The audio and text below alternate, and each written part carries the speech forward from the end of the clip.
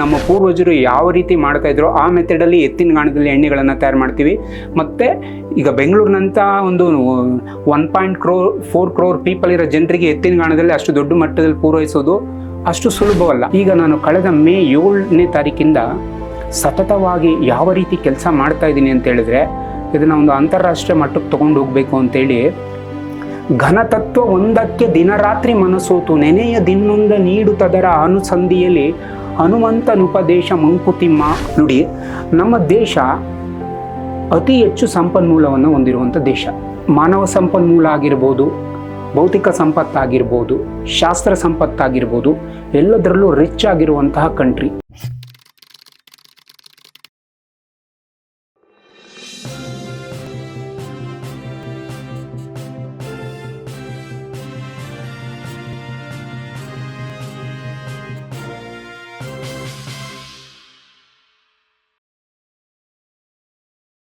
ಒಂದಿನ ಬ್ರಹ್ಮಣ್ಯಾಚಾರ್ಯರು ಪ್ರವಚನದಲ್ಲಿ ಹೇಳ್ತಾರೆ, ಭಾಗವತ ಅನ್ನುವುದು ಕಿವಿಯಿಂದ ಸೇವಿಸುವ ಅಮೃತ ಅಂತೇಳಿ.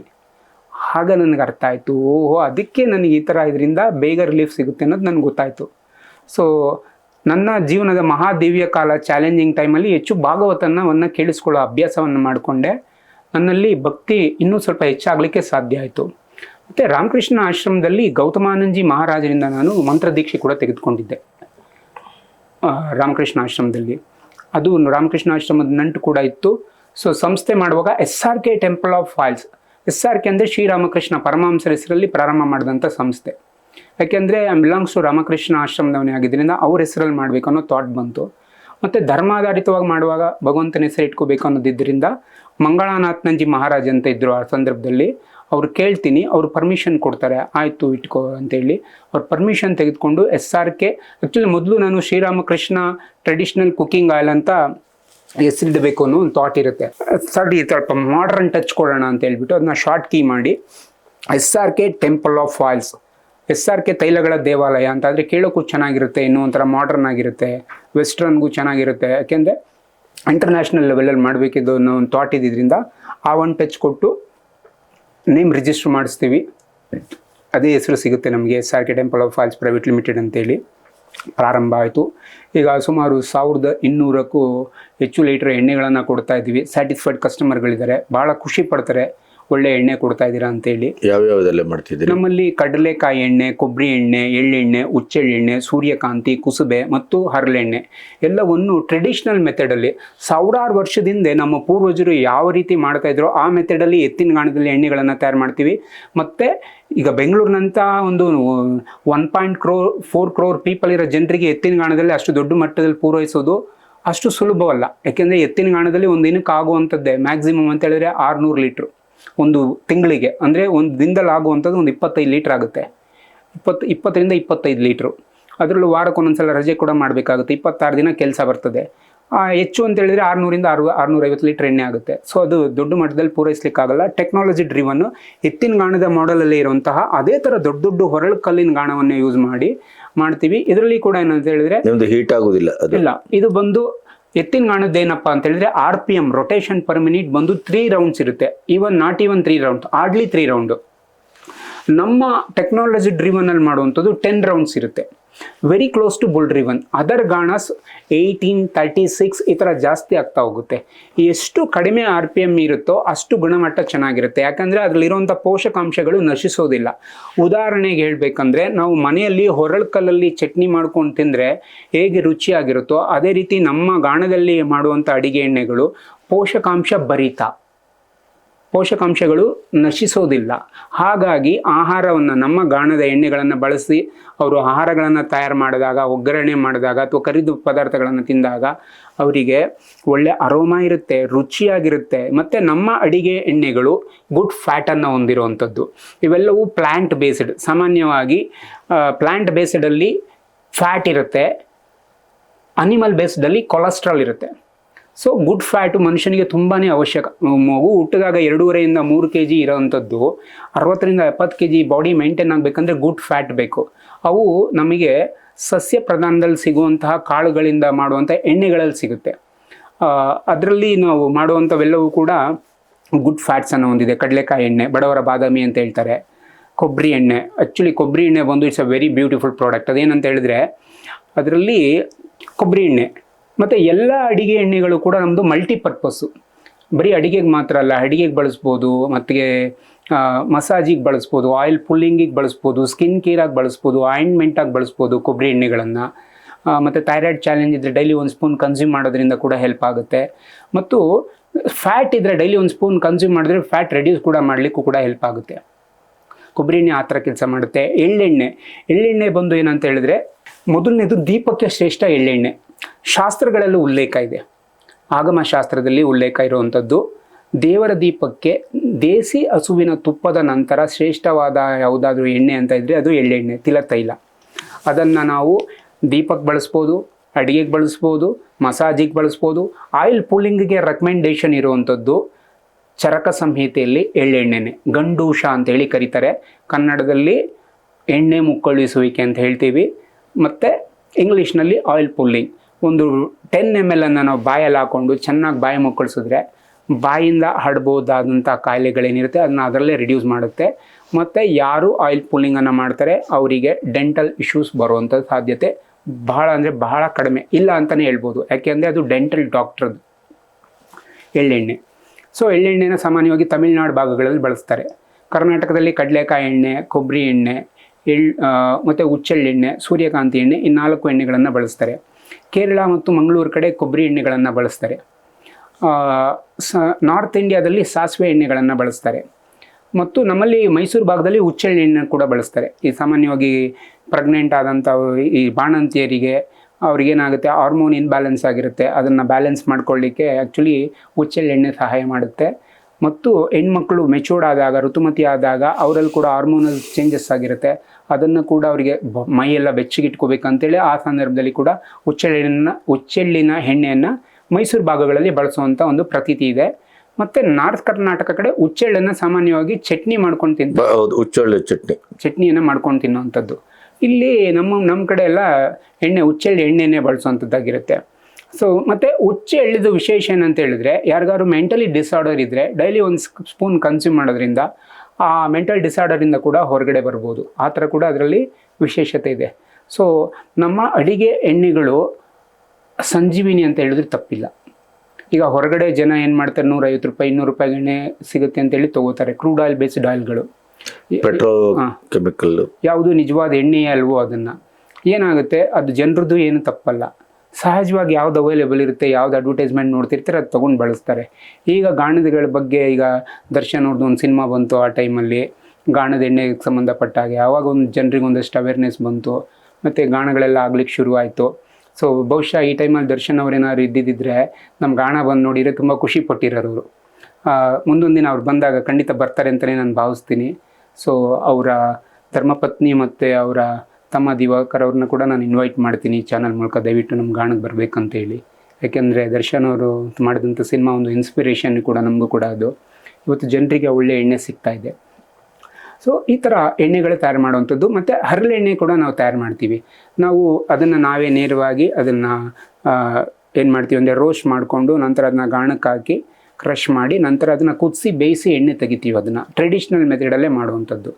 ಈ ಎಲ್ಲ ಎಣ್ಣೆಗಳು ಕೂಡ ಪೋಷಕಾಂಶ ಭರಿತ. ಜನ ಕೊಡುವಂಥ ಹಣಕ್ಕೆ ನಾವು ಮೌಲ್ಯವನ್ನು ಕೊಡ್ತಾ ಇದ್ದೀವಿ.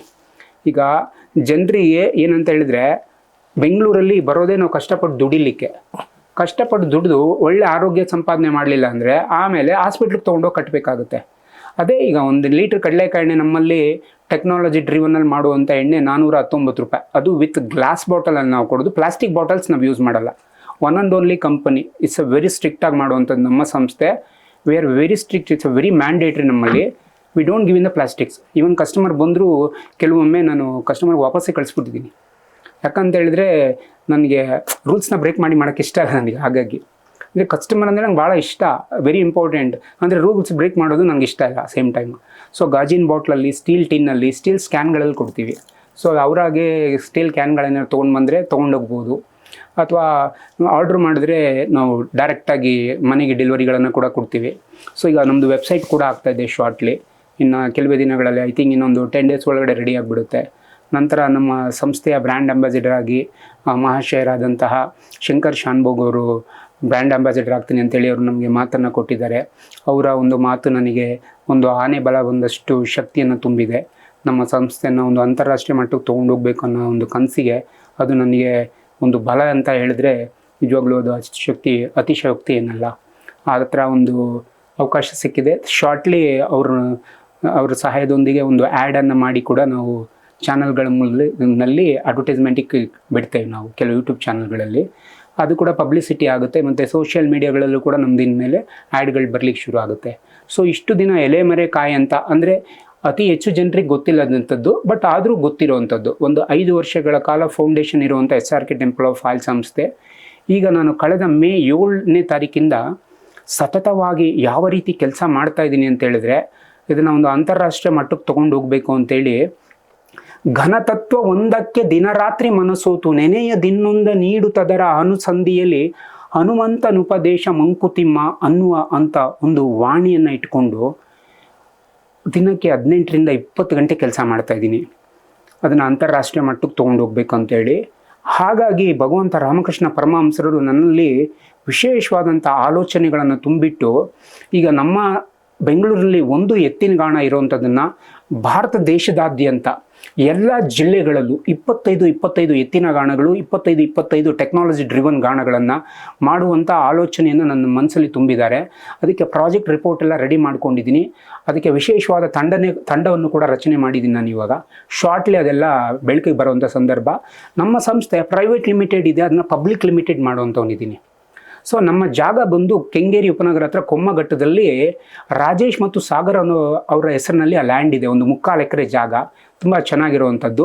ಅದರ ಉಸ್ತುವಾರಿ ಬಂದು ಶಿವನಂಜಪ್ಪ ಅನ್ನೋಂಥವ್ರು, ಅವರು ನಮ್ಗೆ ಆ ಜಾಗವನ್ನು ಕೊಡಿಸಿದ್ದಾರೆ. ಖಾಲಿ ಜಾಗವನ್ನು ತೊಗೊಂಡು ಇನ್ಫ್ರಾಸ್ಟ್ರಕ್ಚರ್ನ ಬಿಲ್ಡ್ ಮಾಡ್ಕೊಂಡು ರನ್ ಮಾಡ್ತಾ ಇದ್ವಿ. ನೆಕ್ಸ್ಟು ಮಾರ್ಚ್ 31ಕ್ಕೆ ಟರ್ಮ್ 5 ವರ್ಷ ಕಂಪ್ಲೀಟ್ ಆಗುತ್ತೆ. ಸೊ ನಾವು ಬಿಗಿನಿಂಗಲ್ಲಿ 10 ವರ್ಷ ಅವ್ರಿಗೆ ಕೊಡಿ ಅಂತ ಕೇಳಿದ್ವಿ. ಅವರು 5 ವರ್ಷ ಕೊಡ್ತೀವಿ, ಮ್ಯೂಚುವಲ್ ಅಂಡರ್ಸ್ಟ್ಯಾಂಡಿಂಗ್ ನೋಡಿಕೊಂಡು 7 ಇಯರ್ಸಿಗೆ ಕೊಡೋಣ, ಇನ್ನೂ 2 ಇಯರ್ಸ್ ಎಕ್ಸ್ಟೆಂಡ್ ಮಾಡ್ತೀವಿ ಅಂತ ಹೇಳಿದರು. ಸೊ ಇತ್ತೀಚೆಗೆ ಅವರು ಒಂದು 6 ಮಂತ್ಸ್ ಬ್ಯಾಕು ನಾವು 5 ಇಯರ್ಸಲ್ಲೇ ಖಾಲಿ ಮಾಡಿಸ್ತೀವಿ ಅಂತ ಹೇಳ್ತಾ ಇದ್ರು. ನಾನು ಹೋಗಿ ಅವ್ರನ್ನ ಭೇಟಿ ಮಾಡಿ ರಿಕ್ವೆಸ್ಟ್ ಕೂಡ ಮಾಡಿಕೊಂಡೆ, ಇನ್ನೂ 1 ಇಯರ್ ಎಕ್ಸ್ಟೆಂಡ್ ಮಾಡಿ ಅಂತೇಳಿ. ಅವರೇನೋ ಅಪಾರ್ಟ್ಮೆಂಟ್ ಕಟ್ಟಬೇಕು ಅಂತೇಳಿ ತುಂಬ ಆಸಕ್ತಿ ತೋರಿಸ್ತಾ ಇದ್ದಾರೆ ಆ ಜಾಗದಲ್ಲಿ. ಬಟ್ ಈ ಜಾಗ ಅದು ಒಂದು ತೀರ್ಥಕ್ಷೇತ್ರದಷ್ಟೇ ಪ್ರಸಿದ್ಧಿ ಆಗಬೇಕು, ಒಂದು ಗ್ರೇಟ್ ಲ್ಯಾಂಡ್ ಮಾರ್ಕ್ ಆಗಬೇಕು ಅನ್ನೋ ಗ್ರ್ಯಾಂಡ್ ವಿಷನನ್ನು ಇಟ್ಕೊಂಡು ಆ ಕಂಪ್ನಿಯನ್ನು ಪ್ರಾರಂಭ ಮಾಡಿದ್ದೀನಿ. ನನ್ನ ಆಬ್ಸೆಂಟ್ ಇದ್ದ ಒಂದೇ ಕಾರಣಕ್ಕೆ ಕಂಪನಿ ಅದು ಯಾವ ಲೆವೆಲ್ಗೆ ಬೆಳಿಬೇಕಾಗಿತ್ತೋ ಬೆಳೆದಿರಲಿಲ್ಲ. ಬಟ್ ನಾವು ಐ ಮೀನ್ ದ ಆ್ಯಕ್ಷನ್ ಫೀಲ್ಡಲ್ಲಿದ್ದೀನಿ. ಅದಕ್ಕೆ ಎಷ್ಟು ಬೇಕೋ ಅಷ್ಟು ಸತತವಾಗಿ ಅಂದರೆ ಹೈಲಿ ಫೋಕಸ್ಡಾಗಿ ವರ್ಕ್ ಮಾಡ್ತಾ ಇದ್ದೀನಿ. ಆ ಮಾಡೋ ಒಂದು ಪ್ರತಿಫಲ ಭಗವಂತ ಇವತ್ತು ನನ್ನನ್ನು ಇಲ್ಲಿ ಕರ್ಕೊಂಬಂದು ಕೂರಿಸಿದ್ದಾರೆ. ಸೊ ಗಣಪತಿ ಸರ್ ಮುಂದೆ ಕೂತ್ಕೊಳ್ಳೋ ಒಂದು ಅವಕಾಶ ನನಗಾಗಿದೆ. ಸೊ ಇದ್ರ ಮೂಲಕ ನಾನು ರಾಜ್ಯದಾದ್ಯಂತ ದೇಶದಾದ್ಯಂತ ತಲುಪಲಿಕ್ಕೆ ಇದು ನನಗೆ ಸಹಾಯ ಆಗ್ತದೆ ಅಂತ ಹೇಳಲಿಕ್ಕೆ ಇಷ್ಟಪಡ್ತೀನಿ. ಸೊ ಈಗ ಕರ್ನಾಟಕದ ಮತ್ತು ಭಾರತ ದೇಶದಲ್ಲಿ ಒಟ್ಟು 806 ಜಿಲ್ಲೆಗಳಿದೆ ಟೋಟಲ್ ಆಗಿ. 806 ಜಿಲ್ಲೆಗಳಲ್ಲೂ ಕೂಡ ಒಂದೊಂದು ಜಿಲ್ಲೆಯಲ್ಲಿ 25 ಎತ್ತಿನ ಗಾಣ, 25 ಟೆಕ್ನಾಲಜಿ ಡ್ರಿವನ್ ಗಾಣ, ಈ ರೀತಿ ಗಾಣಗಳನ್ನು ಹಾಕಿದರೆ 20,150 ಗಾಣಗಳಾಗ್ತದೆ. ಸೊ ಇದನ್ನು ಮಾಡಲಿಕ್ಕೆ ಬೇಕಾದಂಥ ತಯಾರಿಗಳನ್ನು ಮಾಡ್ಕೋತಾ ಇದ್ದೀನಿ. ವಿಶ್ವೇಶ್ವರ್ ಭಟ್ ಏನಿದ್ದಾರೆ ಅವರು ಕೂಡ ಬಂದು ಆ್ಯಕ್ಚುಲಿ ನಾನು ವರ್ಕ್ ಮಾಡ್ತಾ ಇದ್ದಂಥ ಹೋಟೆಲ್ ನಮ್ಮೂರ ಹೋಟೆಲ್, ಆ್ಯಕ್ಚುಲಿ JP ನಗರಲ್ಲಿ ನಮ್ಮೂರ ಹೋಟೆಲಲ್ಲಿ ವರ್ಕ್ ಮಾಡ್ತಾ ಇದ್ದೆ. ಕೃಷ್ಣ ಹೆಗಡೆ ಅವರು ಮತ್ತು ವಿಶ್ವೇಶ್ವರ್ ಭಟ್ಟು, ರವಿ ಬೆಳಗ್ಗೆ ಅವರೆಲ್ಲ ಫ್ರೆಂಡ್ಸು. ನಾನು ಅವರನ್ನು ಕೂಡ ಭೇಟಿ ಮಾಡಿ ಅವ್ರ ಹತ್ರ ಮನವಿ ಮಾಡ್ಕೊಂಡಿದ್ದೇನೆ, ದಯಮಾಡಿ ತಾವು ಬಂದು ಮಾರ್ಗದರ್ಶನ ಮಾಡಬೇಕು ನಮ್ಮ ಸಂಸ್ಥೆಗೆ ಅಂತೇಳಿ. ಆಯಿತು ಅಂತ ಹೇಳಿದ್ದಾರೆ. ಸದ್ಯದಲ್ಲೇ ಅವರು ಕೂಡ ಬರುವಂಥವ್ರಿದ್ದಾರೆ. ಅವ್ರಿಗೂ ನಾ ಈ ಒಂದು ಚಾನಲ್ನ ಮೂಲಕ ಕೂಡ ಅವ್ರನ್ನಲ್ಲಿ ಮನವಿಯನ್ನು ಮಾಡ್ಕೊತೇನೆ. ವಿಶ್ವೇಶ್ವರ್ ಭಟ್ ಸರ್ ಅವರು ಬಂದು ನಮ್ಮ ಸಂಸ್ಥೆಗೆ ಮಾರ್ಗದರ್ಶನ ಮಾಡಬೇಕು, ಅದನ್ನು ಅಂತಾರಾಷ್ಟ್ರೀಯ ಮಟ್ಟಕ್ಕೆ ತೆಗೆದುಕೊಂಡು ಹೋಗಲಿಕ್ಕೆ ಅವರು ನಮಗೆ ಗೈಡ್ ಮಾಡಬೇಕಂತೇಳಿ ಅವರಲ್ಲಿ ನಾನು ಮನವಿಯನ್ನು ಮಾಡ್ಕೊತೇನೆ. ಸೊ ಈಗ ಈ ಥರ ಒಂದು ರೂಪರೇಷೆಗಳೆಲ್ಲ ಮಾಡಿ ಪ್ರಾಜೆಕ್ಟ್ ರಿಪೋರ್ಟ್ ಎಲ್ಲ ರೆಡಿ ಮಾಡ್ಕೊಂಡಿದ್ದೀನಿ. ನಮ್ಮದೇ ವೆಬ್ಸೈಟ್ ಆಗ್ತಾ ಇದೆ. ಇನ್ಮೇಲೆ ಡೈರೆಕ್ಟಾಗಿ ಕಾಮರ್ಸ್ ಮೂಲಕ ಅವರು ಆರ್ಡರ್ ಮಾಡ್ಬೋದು ಕಸ್ಟಮರ್ಸು, ಬೈ ಫೋನ್ ಕಾಲ್ಸು ಅಥವಾ ಸೋಷಿಯಲ್ ಮೀಡಿಯಾಗಳಲ್ಲೂ ಕೂಡ ನೋಡಿ ಕೂಡ ಆರ್ಡರ್ ಮಾಡ್ಬೋದು. ಎಷ್ಟೆಲ್ಲ ರೇಟ್ ಇಟ್ಟಿದ್ರಿ? ನಮ್ಮಲ್ಲಿ ರೇಟ್ಗಳು ಬಂದು ಕಡಲೆಕಾಯಿ ಎಣ್ಣೆ 1 ಲೀಟರ್ಗೆ ಟೆಕ್ನಾಲಜಿ ಡ್ರಿವನ್ ಬಂದು 419 ರೂಪಾಯಿ ನೇರವಾಗಿ ಬಂದು ತೊಗೊಳ್ಳೋವಂಥವ್ರಿಗೆ. ಅದೇ ಎಣ್ಣೆ ನಮ್ಮದು ಹೊರಗಡೆ ಟ್ರೂಬ್ಸಿ ಅಂತ ಆ್ಯಪ್ ಇದೆ, ಅಲ್ಲೋಗಿ ತೊಗೊಂಡ್ರೆ ಅದಕ್ಕೆ ಬಂದು 500 ಚಿಲ್ಲರೆ ಆಗುತ್ತೆ. ಯಾಕೆಂದರೆ ನಮ್ಮದು ಬಂದು ಹೋಲ್ಸೇಲ್ ಫ್ಯಾಕ್ಟ್ರಿ. ನಮ್ಮದು ನಾವು ಜಸ್ಟ್ 10% ಅಷ್ಟೇ ಮಾರ್ಜಿನ್ ಇಟ್ಕೊಂಡು ಕೊಡುವಂಥದ್ದು. ಅಂದರೆ ನಾವು ಮಾಡೋ ಕ್ರಮಗಳು ಹೇಗಿರುತ್ತೆ ಅಂದರೆ, ನಾವು ಯೂಸ್ ಮಾಡೋ raw material quality premium quality use ಮಾಡುವಂಥದ್ದು. ನಾವು ಪ್ರೀಮಿಯಂ ಕ್ವಾಲಿಟಿ ಸೀಡ್ ಯೂಸ್ ಮಾಡ್ತೀವಿ ಅಂತ ಕೂಡ ನೇರವಾಗಿ ನಾವು ಗಾಣಕ್ಕೆ ಹಾಕಲ್ಲ. ಅದನ್ನು ತಂದಮೇಲೆ ಕೂಡ ಅದನ್ನು ಮತ್ತೆ ಮೊರದಲ್ಲಿ ಕೇರಿ ಮಾನಿಟರ್ ಮಾಡಿನೇ ಅದನ್ನ ನಾವು ಹಾಕುವಂಥದ್ದು. ಅಂದರೆ ಹೆಚ್ಚು ಸಂಸ್ಕಾರ ಮಾಡಿ, ಅಂದರೆ ಅದೇನಿದೆ ಆ ಸಂಸ್ಕಾರಗಳು ಕರೆಕ್ಟಾಗಿ ಆದ ನಂತರ ಅಷ್ಟೇ ನಾವು ಪ್ರೊಡಕ್ಷನ್ ಮಾಡ್ತೀವಿ. ಯಾಕೆಂದರೆ ನನಗೆ ಇದು ಭಗವಂತನ ಕೆಲಸ. ಇಲ್ಲಿ ಕೇವಲ ಹಣ ಸಂಪಾದನೆ ಅಷ್ಟೇ ನನ್ನ ಉದ್ದೇಶ ಅಲ್ಲ. ಯಾಕೆಂದರೆ ಒಂದು ಗ್ರ್ಯಾಂಡ್ ವಿಷನ್ನು, ಒಂದು ಇಂಟರ್ನ್ಯಾಷನಲ್ ಲೆವೆಲ್ಗೆ ಸಂಸ್ಥೆ ಮಾಡಬೇಕು ಅಂತ ಹೇಳಿದ್ರೆ ಕೇವಲ ಹಣದ ಉದ್ದೇಶ ಇಟ್ಕೊಂಡು ಮಾಡಿದ್ರೆ any day we my get fail. ಅದೇ ನಾನು ಒಳ್ಳೆಯ ಪ್ರಾಡಕ್ಟನ್ನು ಕೊಡ್ತೀನಿ, ಭಗವಂತನ ಸೇವೆಯನ್ನು ಮನೋಭಾವದಿಂದನೇ ನಾನು ಕೆಲಸ ಮಾಡಬೇಕಂದ್ರೆ ಒಳ್ಳೆ ರೀತಿಯಲ್ಲೇ ಮಾಡಬೇಕು. ಒಳ್ಳೆ ರೀತಿ ಮಾಡದೆ ಸಕ್ಸಸ್ ಆಗೋ ಸಾಧ್ಯತೆನೇ ಇಲ್ಲ. ಒಂದು ವೇಳೆ ಆದರೂ ಕೂಡ ಲಾಂಗ್ ಟೈಮ್ ಸಸ್ಟೈನ್ ಆಗಲ್ಲ. ನೋಡಿ, ಒಂದು ಗಾಣ ಶುರು ಮಾಡಿ ಇವತ್ತು 806 ಜಿಲ್ಲೆಯಲ್ಲಿ 25 ಎತ್ತಿನ ಗಾಣ, 25 ಮೋಟ್ರ್ ಗಾಣ ಹಾಕ್ಬೇಕನ್ನೋ ಯೋಚನೆ ಬರಬೇಕಂದ್ರೆ ಫೌಂಡೇಶನ್ ಸ್ಟ್ರಾಂಗ್ ಇದ್ದರೆ ತಾನೇ ಥಾಟ್ ಬರುತ್ತೆ. ಸಾಮಾನ್ಯವಾಗಿ ನಾವೆಲ್ಲ ಕೇಳಿರ್ತೀವಿ Chinese bamboo story. Chinese bamboo seed ಮಾಡಿದ್ರೆ ಏನಾಗುತ್ತೆ ಅದು? ಸೊ ಅದು ಮೇಲ್ಗಡೆ ಬರೋದೇ ಇಲ್ಲ, ಸುಮಾರು ವರ್ಷಗಳ ಕಾಲ ಅದು ಭೂಮಿ ಒಳಗಡೆನೇ ಇರುತ್ತೆ. ಆಮೇಲೆ ಎಷ್ಟೋ ಒಂದು 4-5 ವರ್ಷ ಆದ ನಂತರ 1 ಇಂಚ್ ಬೆಳೆಯುತ್ತೆ. ನಂತರ ಅದು ವಿತಿನ್ ಫ್ಯೂ ವೀಕ್ಸಲ್ಲಿ ಅದು 60-70 ಅಡಿ ಡೆವಲಪ್ ಆಗುತ್ತೆ ಅನ್ನೋದ್ರ ಬಗ್ಗೆ ನಾನು ಕೆಲವರು ಮಾತಾಡುವಂಥ ಸ್ಟೋರಿಗಳನ್ನು ಕೇಳಿದ್ದೀನಿ. ಯಾಕೆ ಅಂತ ಹೇಳಿದ್ರೆ ಅದು ಒಳಗಡೆ ರೂಟ್ ಸ್ಟ್ರಾಂಗ್ ಮಾಡ್ಕೋತಾ ಇರುತ್ತೆ. ಮೇಲ್ಗಡೆ ಚೆನ್ನಾಗಿ ಹೋಗ್ಬೇಕಂದ್ರೆ ರೂಟ್ ಸ್ಟ್ರಾಂಗ್ ಆಗಬೇಕು. ಅದೇ ರೀತಿ SRK ಕೂಡ ಇವತ್ತುವರೆಗೆ ಆಗಿರೋದು ರೂಟ್ ಸ್ಟ್ರಾಂಗ್ ಆಗಿದೆ. ಸ್ಟ್ರಾಂಗ್ ಆಗಿರೋದ್ರಿಂದ ಈಗ ನನ್ನ ಉಪಸ್ಥಿತಿಯಲ್ಲಿ ನನ್ನ ಟೀಮನ್ನು ಮೋರ್ ಸ್ಟ್ರಾಂಗ್, ಇನ್ನೂ ಮೋರ್ ಕ್ವಾಲಿಫೈಡ್ ಪೀಪಲ್ಗಳನ್ನು ಹಾಕಿಕೊಂಡು ಯಂಗ್ ಆ್ಯಂಡ್ ಎನರ್ಜೆಟಿಕ್ ಆಗಿರುವಂಥ ಡೈನಮಿಕ್ ಟೀಮನ್ನು ನೆಕ್ಸ್ಟ್ ಲೆವೆಲಿಗೆ, ಒಂದು ಅಂತಾರಾಷ್ಟ್ರೀಯ ಮಟ್ಟಕ್ಕೆ ಒಂದು ಸುಮಾರು 90,000ದಿಂದ 1,00,000 ಜನರಿಗೆ ಎಂಪ್ಲಾಯ್ಮೆಂಟ್ ಕೊಡುವಂಥ ಒಂದು ಯೋಜನೆಯನ್ನು ಮಾಡಿದ್ದೀನಿ. ಸೊ ಕರ್ನಾಟಕದಲ್ಲಿ ಮಾತ್ರನೇ 31 ಜಿಲ್ಲೆಗಳಲ್ಲಿ, ಬೆಂಗಳೂರು ಹೊರತುಪಡಿಸಿ 30 ಜಿಲ್ಲೆಗಳಲ್ಲಿ 25 ಎತ್ತಿನ ಗಾಣ, 25 ಮೋಟ್ರ್ ಗಾಣಗಳನ್ನು ಹಾಕ್ತೇವೆ ಫಸ್ಟ್ ಫೇಸಲ್ಲಿ. ಮತ್ತು ಬೆಂಗಳೂರು ನಿಯರ್ ಬೈ ಒಂದು 20 ಎಕರೆ ಜಾಗವನ್ನು ತೆಗೆದುಕೊಂಡು 100 ಎತ್ತಿನ ಗಾಣ, 100 ಟೆಕ್ನಾಲಜಿ ಡ್ರಿವನ್ ಗಾಣಗಳನ್ನು ಹಾಕ್ತೇವೆ. ಸೊ ಇದು ಬಂದು ಇಲ್ಲಿ ಇಂಡಿಯನ್ ಇನ್ಸ್ಟಿಟ್ಯೂಟ್ ಆಫ್ ಸೈನ್ಸಲ್ಲಿ ಜಮ್ಶೆಡ್ಜಿ ಟಾಟಾ ಅವರು ಒಂದು ಫ್ಯಾಕಲ್ಟಿ ಹಾಲ್ ಅಂತ ಕಟ್ಸಿದ್ದಾರೆ. It's a more than 100 year old building. ಅದು still it's look like new ಥರನೇ ಕಾಣಿಸುತ್ತೆ. ಆ ರೀತಿ ಒಂದು ಜಮ್ಶೆಡ್ಜಿ ಟಾಟಾ ಅವ್ರು ಕಟ್ಸಿರೋ ಥರದ್ರಲ್ಲಿ ಮಾಡಿಸ್ಬೇಕು ಅಂತೇಳಿ ನಮ್ಮ ರೀಸೆಂಟಾಗಿ ಒಬ್ಬರಿಗೆ ಆರ್ಕಿಟೆಕ್ಟ್ಗೆ ಕನ್ಸಲ್ಟ್ ಮಾಡಿ ಹೇಳಿದ್ದೀನಿ, ಅದನ್ನ ನೋಡ್ಕೊಂಬನ್ನಿ, ಆ ಥರದಲ್ಲಿ ಮಾಡಬೇಕು. ಯಾಕೆಂದರೆ ಆಫ್ಟರ್ 100 years ಮೂರ್ತಿ ಇರೋದಿಲ್ಲ, ಆದರೆ ಮೂರ್ತಿ ಮಾಡೋಗಿದ್ದು ಕೆಲಸ ಇರಬೇಕು. ಈ ಥರ ಒಂದು ವ್ಯಕ್ತಿ ಇದ್ದ ಮಾಡೋಗಿದ್ದ ಅಂತೇಳಿ ಎಲ್ಲ ಪ್ಲ್ಯಾನಿಂಗಲ್ಲಿದ್ದೀನಿ. ಇನ್ನು ಮುಂದೆ ಅದು ಕಾರ್ಯರೂಪಕ್ಕೆ ಬರುವಂಥ ಸಂದರ್ಭ, ಆ ಸಂದರ್ಭಕ್ಕೆ ಕರೆಕ್ಟಾಗಿ ನಿಮ್ಮ ಹತ್ರ ಬಂದು ಕೂತ್ಕೊಳ್ಳೋ ಒಂದು ಅವಕಾಶ ಭಗವಂತ ನಮಗೆ ಮಾಡಿಕೊಟ್ಟಿದ್ದಾನೆ. ಸೊ ಭಗವಂತನಲ್ಲಿ ನಾನು ವಿಶೇಷವಾಗಿ ಅನಂತ ಧನ್ಯವಾದಗಳನ್ನು ಹೇಳಲಿಕ್ಕೆ ಇಷ್ಟಪಡ್ತೀನಿ. ಮತ್ತು ನನಗೆ ನೀವು ಇಲ್ಲಿ ಕೂರಿಸಿ ನನ್ನ ಮಾತುಗಳನ್ನು ಕೇಳಿಸ್ಕೊಳ್ಳಿಕ್ಕೆ ಮತ್ತು ಮಾತಾಡಲಿಕ್ಕೆ ಅವಕಾಶ ಕೊಟ್ಟಿದ್ದಕ್ಕೆ ಅನಂತ ಧನ್ಯವಾದಗಳನ್ನು ಹೇಳಲಿಕ್ಕೆ ಇಷ್ಟಪಡ್ತೀನಿ. ಇದು ಬಂದು ನಾನು ಇಷ್ಟೊತ್ತು ಮಾತಾಡಿದ್ದೇನೆಂದರೆ ಇದು ನನ್ನ ಮಾರ್ಗ, ಇದು ನನ್ನ ಕೆಲಸ, ಇದು ಆ್ಯಕ್ಚುಲಿ. ಆದರೆ ನನ್ನ ಗುರಿ ಏನಂತ ಹೇಳಿದ್ರೆ, ನೋಡಿ, ನಮ್ಮ ದೇಶ ಅತಿ ಹೆಚ್ಚು ಸಂಪನ್ಮೂಲವನ್ನು ಹೊಂದಿರುವಂಥ ದೇಶ. ಮಾನವ ಸಂಪನ್ಮೂಲ ಆಗಿರ್ಬೋದು, ಭೌತಿಕ ಸಂಪತ್ತಾಗಿರ್ಬೋದು, ಶಾಸ್ತ್ರ ಸಂಪತ್ತಾಗಿರ್ಬೋದು, ಎಲ್ಲದರಲ್ಲೂ ರಿಚ್ ಆಗಿರುವಂತಹ ಕಂಟ್ರಿ. ಜ್ಞಾನ ಸಂಪತ್ತಿಂದ ಹಿಡಿದು ಇಷ್ಟೆಲ್ಲ ಇದ್ರೂ ಕೂಡ ಇವತ್ತು ಮನೆಗಳಲ್ಲಿ ಪರಸ್ಪರ ನಂಬಿಕೆಯ ಕೊರತೆ, ದೇಶ ಪ್ರೇಮದ ಕೊರತೆ, ಕೆಲಸದಲ್ಲಿ ಶ್ರದ್ಧೆಯ ಕೊರತೆ, ಭ್ರಷ್ಟಾಚಾರ ಇವೆಲ್ಲ ತಾಂಡವ ಆಡ್ತಾ ಇದೆ. ಯಾಕೆ ಇದೆಲ್ಲ ಆಗ್ತಾ ಇದೆ ಅಂದರೆ ಮೋರ್ ವೆಸ್ಟರ್ನ್ ಇನ್ಫ್ಲುಯೆನ್ಸಿಂದ ಆಗ್ತಾ ಇರೋವಂಥದ್ದು. ಇದಕ್ಕೆಲ್ಲ ಕಡಿವಾಣ ಹಾಕ್ಬೇಕಂತ ಹೇಳಿದ್ರೆ ಭಾರತೀಯ ವಿದ್ಯಾಭ್ಯಾಸ, ಭಾರತೀಯ ಗುರುಕುಲಗಳು ಮತ್ತೆ ರಾರಾಜಿಸಬೇಕು. ಹಾಗಾಗಿ ನನ್ನ ಒಂದು ಸಂಕಲ್ಪ ಏನಂತ ಹೇಳಿದ್ರೆ, ಭಾರತದಲ್ಲಿ ಒಟ್ಟು 806 ಜಿಲ್ಲೆಗಳಿದೆ. ಪ್ರತಿ ಜಿಲ್ಲೆಯಲ್ಲಿ ಒಂದೊಂದು ಜಿಲ್ಲೆಯಲ್ಲಿ 100 ಎಕರೆಯಲ್ಲಿ 100 ಕೋಟಿ ವೆಚ್ಚದಲ್ಲಿ ಒಂದೊಂದು ಗುರುಕುಲಗಳನ್ನು ನಿರ್ಮಾಣ ಮಾಡಬೇಕು ಅನ್ನೋದು ನನ್ನ ಸಂಕಲ್ಪ. ಇದಕ್ಕೆ ನಮ್ಮ ಕನೇರಿ ಮಠದ ಅದೃಶ್ಯ ಕಾಡಸಿದ್ದೇಶ್ವರ ಸ್ವಾಮೀಜಿಗಳು ಮತ್ತು ರಾಘವೇಶ್ವರ ಭಾರತಿ ಸ್ವಾಮೀಜಿಗಳು, ರಾಮಚಂದ್ರಪುರ ಮಠದ ರಾಘವೇಶ್ವರ ಭಾರತಿಯವರು ಆಲ್ರೆಡಿ ವಿಷ್ಣುಗುಪ್ತ ವಿಶ್ವವಿದ್ಯಾಪೀಠಂ ಅಂತೇಳಿ ಗುರುಕುಲವನ್ನು ರನ್ ಮಾಡ್ತಾ ಇದ್ದಾರೆ ಗೋಕರ್ಣದಲ್ಲಿ. ಅವರ ಮಾರ್ಗದರ್ಶನದಲ್ಲಿ ಮತ್ತು ನಮ್ಮ ನಿರ್ಭಯಾನಂದ ಸರಸ್ವತಿ ರಾಮಕೃಷ್ಣ ಆಶ್ರಮದ ಸ್ವಾಮೀಜಿಗಳಾದಂತಹ ನಿರ್ಭಯಾನಂದ ಸರಸ್ವತಿಗಳು ಮತ್ತು ನಮ್ಮ ರಾಮಕೃಷ್ಣ ಆಶ್ರಮದ ಎಲ್ಲ ಸ್ವಾಮೀಜಿಗಳು ಹಾಗೂ ಕರ್ನಾಟಕದಲ್ಲಿರುವಂಥ ಎಲ್ಲ ಸ್ವಾಮೀಜಿಗಳ ಮಾರ್ಗದರ್ಶನದಲ್ಲಿ, ಆಶೀರ್ವಾದದಲ್ಲಿ ಮತ್ತು ಎಲ್ಲ ರಾಷ್ಟ್ರ ಭಕ್ತರ, ರಾಷ್ಟ್ರ ಪ್ರೇಮಿಗಳ ಮತ್ತು ಸಿನಿಮಾ ನಟರು ಏನಂತ ಹೇಳಿದರೆ ಸಾಕಷ್ಟು ದೊಡ್ಡ ನಟರಿದ್ದಾರೆ, ಸಾಕಷ್ಟು ಸಾಧನೆಗಳನ್ನು ಮಾಡಿದರೆ, ಎಲ್ರಿಗೂ ನಮ್ಮ ದೇಶ ಬೆಳಿಬೇಕು ಅನ್ನೋ ಒಂದು ಹಂಬಲ ಇದೆ ಅವರಿಗೆ. ಆದರೆ ಬೆಳಿಬೇಕು ಅಂತ ಹೇಳಿದ್ರೆ ಯಾವುದು ಮಾರ್ಗ? ಅದಕ್ಕೆ ಪೊಲಿಟಿಕಲ್ ಪವರ್ ಬೇಕು. ಆದರೆ ಪೊಲಿಟಿಕಲ್ ಪವರ್ ಒಂದೇ ಶಕ್ತಿ ಕೆಲಸ ಮಾಡಲ್ಲ ನಮಗೆ. ಗುರುಕುಲಗಳ ಬಂದರೆ ಏನಾಗುತ್ತೆ, ಜನರಲ್ಲಿ ಒಳ್ಳೆಯ ಸಂಸ್ಕಾರ ಸಿಗುತ್ತೆ. ಗುರುಕುಲಗಳಲ್ಲಿ ವಿದ್ಯಾಭ್ಯಾಸಗಳು ಉಚಿತವಾಗಿರುತ್ತೆ. 64 ಕಲೆಗಳು, 14 ವಿದ್ಯೆಗಳನ್ನು ಹೇಳಿಕೊಡ್ತಾರೆ. ಅದರಿಂದ ಏನಾಗುತ್ತೆ ಅಂತ ಹೇಳಿದ್ರೆ ಆ ಮನುಷ್ಯನಲ್ಲಿರುವಂತಹ ನಿಜವಾದ ಜ್ಞಾನ ಹೊರಗಡೆ ಬರುತ್ತೆ. ಬರೀ ಪುಸ್ತಕ ಜ್ಞಾನ ಇರೋದಿಲ್ಲ, ಒಳಗಡೆ ಆಲ್ರೆಡಿ ಸ್ವಾಮೀಜಿ ಹೇಳ್ತಾರೆ ಎಜುಕೇಷನ್ ಈಸ್ ಮ್ಯಾನಿಫೆಸ್ಟೇಷನ್ ಅಂತೇಳಿ. ಆಲ್ರೆಡಿ ಇದೆ ಜ್ಞಾನ, ಅದು ಹೊರಗಡೆ ಬರಬೇಕಂತ ಹೇಳಿದ್ರೆ ಸೂಕ್ತವಾದ ಆಚಾರ್ಯರ ಹತ್ರ ಇರಬೇಕು. ನಮ್ಮ ಒಂದು ಉಪನಿಷತ್ತಿನ ಕಾಲದ ವಿದ್ಯಾಭ್ಯಾಸಗಳು 8ನೇ ವಯಸ್ಸಾದ ನಂತರ ಗುರುಕುಲಕ್ಕೆ ತೆಗೆದುಕೊಂಡು ಹೋಗಿಬಿಡ್ತಾರೆ. 12 ವರ್ಷಗಳ ಕಾಲ ಅವರು ಗುರುಗಳ ಹತ್ರ ಇದ್ದು ಆಚಾರ್ಯರ ಹತ್ರ ಸೂಕ್ತವಾದ ರೀತಿಯಲ್ಲಿ ತಯಾರಾಗಿ ಬರ್ತಾರೆ. ಆ ಥರದ ಮಠ ಆಲ್ರೆಡಿ ನಮ್ಮ ಕನೇರಿ ಮಠದವರು ಮಾಡ್ತಾ ಇದ್ದಾರೆ ಉಚಿತವಾಗಿ ವಿದ್ಯಾಭ್ಯಾಸವನ್ನು. ಸೊ ನನ್ನ ಮೈಂಡಲ್ಲಿ ಥಾಟ್ ಬಂತು ಚಿಕ್ಕ ವಯಸ್ಸಿಂದ ನನಗೆ ಇದ್ರ ಬಗ್ಗೆ, ಅಂದರೆ ನನ್ನಲ್ಲಿ ಈ ಥರ ಒಂದು ಥಾಟ್ ಇತ್ತು, ಬಟ್ ಅಷ್ಟು ಒಂದು ಸ್ಟ್ರಾಂಗ್ ಆಗಿರಲಿಲ್ಲ. ನನ್ನ ಫ್ರೆಂಡಿಗೆ ಹೇಳ್ತಾ ಇದ್ದೆ, ನಾನು ಗುರುಕುಲಕ್ಕೆ ಒಂದು 100 ಕೋಟಿ ಕಾಂಟ್ರಿಬ್ಯೂಟ್ ಮಾಡಬೇಕು ಅಂತೇಳಿ. ಆದರೆ ನಾನು ಕೆಲವು ದಿನಗಳಿಂದ ಜ್ಯೋತಿಷ್ಯವನ್ನು ಕಲ್ತ್ಕೊಂಡೆ. ಸ್ವಲ್ಪ ಅಂದರೆ ತುಂಬ ಕಲ್ತಿದ್ದೀನಿ ಅಂತಲ್ಲ, ಚಿಕ್ಕದಾಗಿ ನಾನು ಯಾರು ಅನ್ನೋದನ್ನು ಅರ್ಥ ಮಾಡ್ಕೊಳ್ಳೋ ಲೆವೆಲ್ಲಿಗೆ ಕಲ್ತ್ಕೊಂಡೆ. ಆಗ ನನಗೆ ಗೊತ್ತಾಯಿತು ನಾನು ಹುಟ್ಟಿರೋದೇ ಗುರುಕುಲಕ್ಕೆ ಅಂತೇಳಿ. ನಾನು ನಿಮ್ಮ ಇಂಟರ್ವ್ಯೂನಲ್ಲಿ ಪ್ರಾರಂಭ ಮಾಡುವಾಗಲೇ ಹೇಳಿದೆ, ಮೈಸೂರಿನ ಪಡುವಾರಹಳ್ಳಿಯಲ್ಲಿ ಪುಟ್ಟಮ್ಮ ಮತ್ತು ಬಸವರಾಜನ ದಂಪತಿಗಳಿಗೆ 8/30 ಅಕ್ಟೋಬರ್ 13, 1982ರಲ್ಲಿ ಹುಟ್ಟಿದ್ದು ಅಂತ ನಾನು ನನ್ನ ಜಾತಕದ ಸಮಯವನ್ನೇ ಹೇಳಿದ್ದೀನಿ. ಯಾಕೆ ಇದನ್ನು ನಾನು ಹೇಳಿದೆ ಅಂತ ಹೇಳಿದ್ರೆ, ಯಾವುದೇ ಒಬ್ಬ ಜ್ಯೋತಿಷಿ ನನ್ನ ಜಾತಕವನ್ನು ತೆಗೆದು ನೋಡಿದಾಗ ಗೊತ್ತಾಗುತ್ತೆ ಈ ಮಗು ಹುಟ್ಟಿದ್ದೇ ಗುರುಕುಲಕ್ಕೆ ಅಂತೇಳಿ. ಸೊ ಆ ಥರ ಒಂದು ಮಹಾನ್ ಸಂಕಲ್ಪದೊಂದಿಗೆ ನಾನು ಕೆಲಸವನ್ನು ಮಾಡ್ತಾ ಇದ್ದೀನಿ. ಸೊ ಕೆಲವೇ ದಿನಗಳಲ್ಲಿ ನಮ್ಮ ಸಂಸ್ಥೆ ಬೃಹತ್ತಾಗಿ ಬೆಳೀತದೆ. ಮತ್ತು ಹೇಳಿ ಸರ್. ರಾಘವೇಶ್ವರ ಭಾರತಿ ಅವರು ಗುರುಕುಲದಲ್ಲಿ ಪಾಠ ಮಾಡುವಾಗ ಅವರು ಗುರುಕುಲವಿಲ್ಲದೆ ಭಾರತವೆಲ್ಲಿ ಅಂತೇಳಿ ಮಕ್ಕಳಿಗೆ ಪಾಠವನ್ನು ಹೇಳಿಕೊಡ್ತಾರೆ.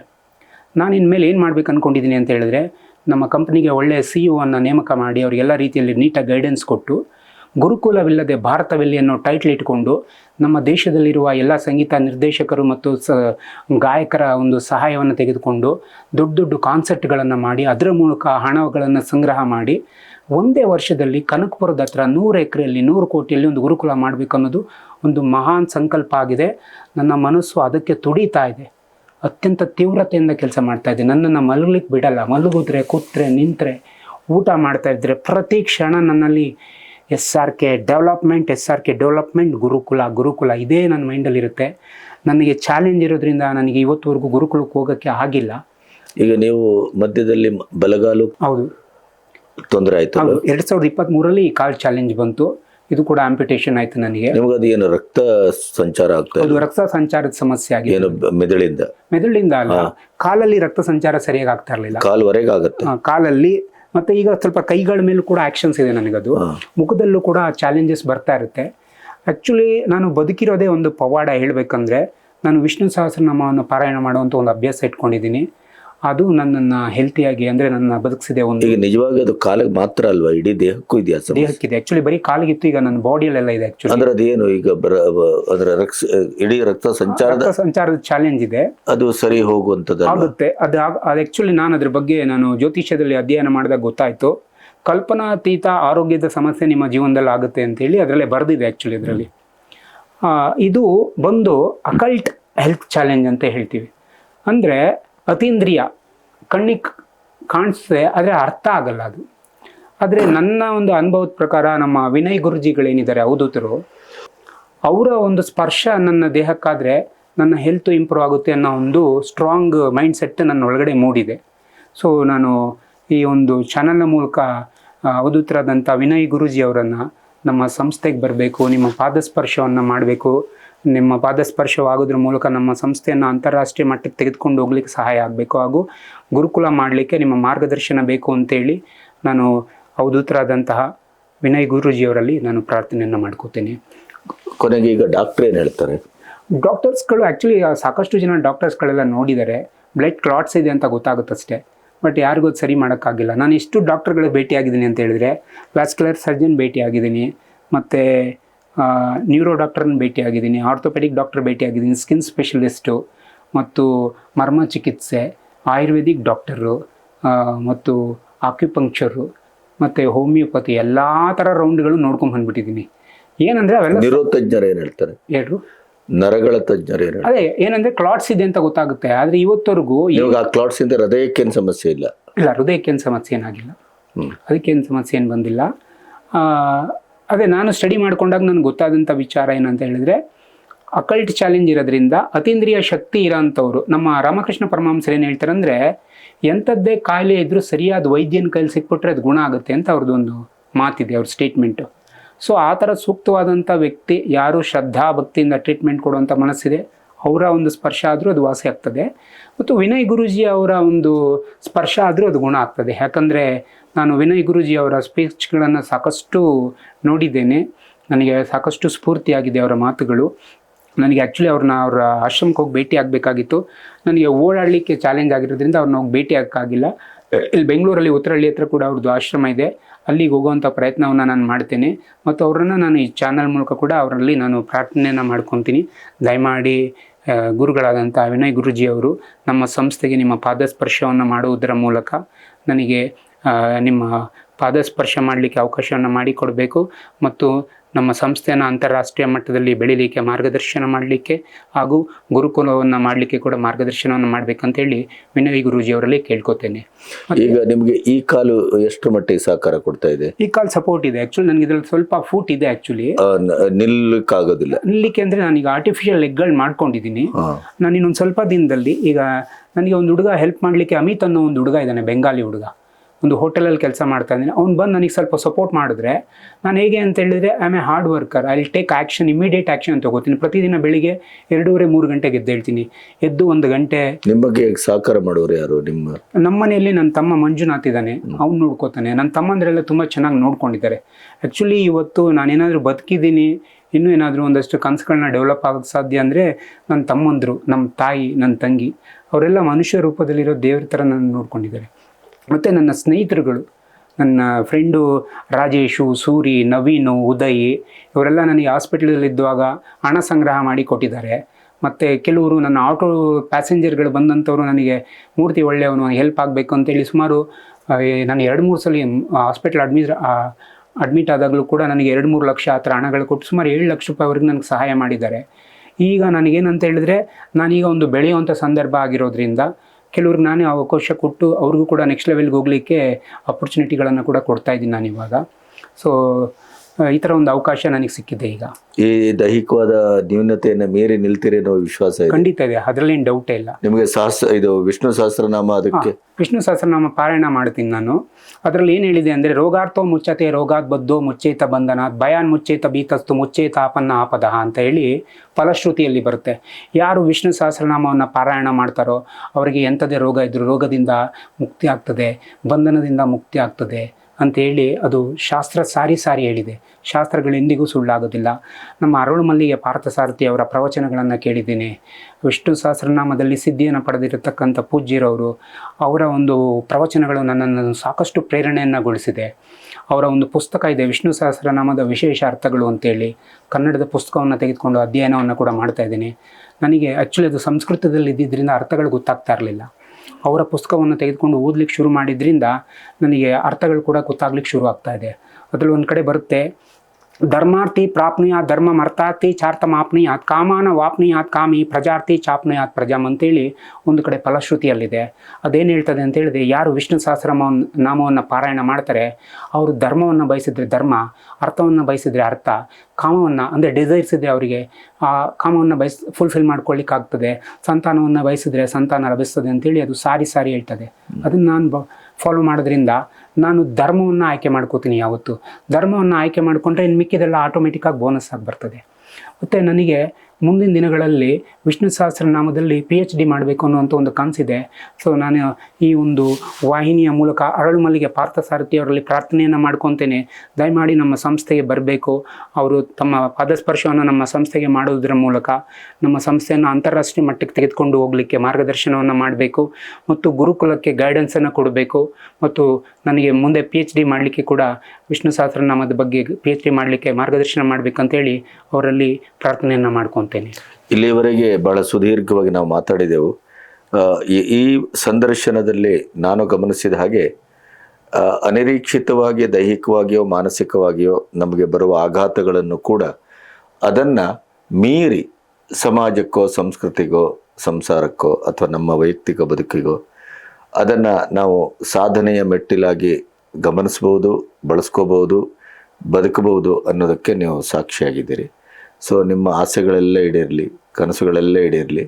ಮತ್ತು ನಮ್ಮ ವಾಹಿನಿಯ ಮೂಲಕ ನಾನು ನನ್ನ ನೋಡುಗರಿಗೂ ಹೇಳೋದಿಷ್ಟೇ, ಇಂಥ ವ್ಯಕ್ತಿಗಳ ನಡೆ ನುಡಿ ಬದುಕು ಅವರ ಕನಸನ್ನು ನೋಡಿ ನಾವು ಎಲ್ಲವೂ ಸರಿ ಇದ್ದವರು, ನಮ್ಮ ಪಂಚೇಂದ್ರಿಯಗಳು ಸರಿ ಇರ್ತವೆ, ನಾವು ಬದುಕಲ್ಲಿ ಎಲ್ಲವನ್ನೂ ಪಡೆದಿದ್ದೇವೆ, ದೇವರು ಕೊಟ್ಟಿದ್ದಾನೆ. ಅದನ್ನು ಸರಿಯಾದ ರೀತಿಯಲ್ಲಿ ಬಳಸ್ಕೊಳ್ತಾ ಇಲ್ಲ ಕೆಲವು ಸಾರಿ. ಅಂಥವ್ರಿಗೆಲ್ಲರಿಗೂ ಇದೊಂದು ಮಾರ್ಗದರ್ಶನ, ಇದೊಂದು ಕಣ್ಣುದೀಪ ಅಂತ ನಾನು ಭಾವಿಸಿದ್ದೇನೆ.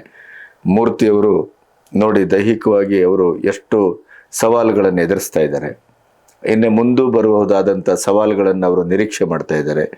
ಅದಕ್ಕೆ ನಮ್ಮದೇ ಆದಂಥ ಸಾಂಸ್ಕೃತಿಕ ಬಳುವಳಿಗಳಾದಂಥ ವಿಷ್ಣು ಸಹಸ್ರನಾಮ ಇರ್ಬೋದು, ನಮ್ಮ ಆರಾಧನಾ ಸಂಸ್ಕೃತಿ ಇರ್ಬೋದು, ನಂಬಿಕೆ ಇರ್ಬೋದು, ನಮ್ಮದೇ ಆದಂಥ ಒಂದು ಧೀಶಕ್ತಿ, ಆತ್ಮಶಕ್ತಿ, ಇವೆಲ್ಲವನ್ನ ಅವರು ಬಳಸ್ಕೊಂಡು ಇಲ್ಲ ನಾನು ಬದುಕ್ತೇನೆ, ಬೆಳಗ್ತೇನೆ, ಈ ಸಮಾಜಕ್ಕೆ ಏನೋ ಕೊಟ್ಟು ಹೊರಡ್ತೇನೆ ಅನ್ನುವಂಥ ವಿಶ್ವಾಸವನ್ನು ಇಟ್ಕೊಂಡು ಅವರು ಮುನ್ನುಗ್ತಾ ಇದ್ದಾರೆ.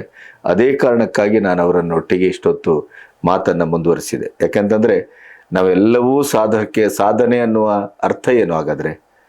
ಎಲ್ಲವೂ ಸಕಲವೂ ಒದಗಿ ನಾವೇನೋ ಒಂದು ಸಾಧನೆ ಮಾಡಿ ಅದನ್ನು ಸಾಧನೆ ಅಂತ ಹೇಳಬೇಕೋ, ಎಲ್ಲವೂ ವಿರುದ್ಧವಾಗಿ ಸವಾಲಾಗಿ ಸೃಷ್ಟಿಗೆ ಒಂದು ಚಾಲೆಂಜ್ ಆಗಿ ನಿಂತಂಥ ಒಬ್ಬ ವ್ಯಕ್ತಿ ನಾನೇನೋ ಸಾಧಿಸಬೇಕು ಅಂತ ಹೊರಟಂಥ ಪ್ರಥಮದಲ್ಲೇ ಅವರಿಗೆ ನಾವೊಂದು ಪ್ರೋತ್ಸಾಹದಾಯಕವಾಗಿ ಮತ್ತೆ ಇದು ನಿಜವಾದ ಸಾಧನೆಯ ಪಥ ಅಂತ ನಾವು ಅವರನ್ನು ನಿಮ್ಮೆದುರು ಅನಾವರಣಗೊಳಿಸೋದು ಹೆಚ್ಚು ಪುಣ್ಯದ ಕೆಲಸ, ಶ್ರೇಷ್ಠತೆಯ ಕೆಲಸ ಅಂತ ನಾನು ಭಾವಿಸಿದ್ದೇನೆ.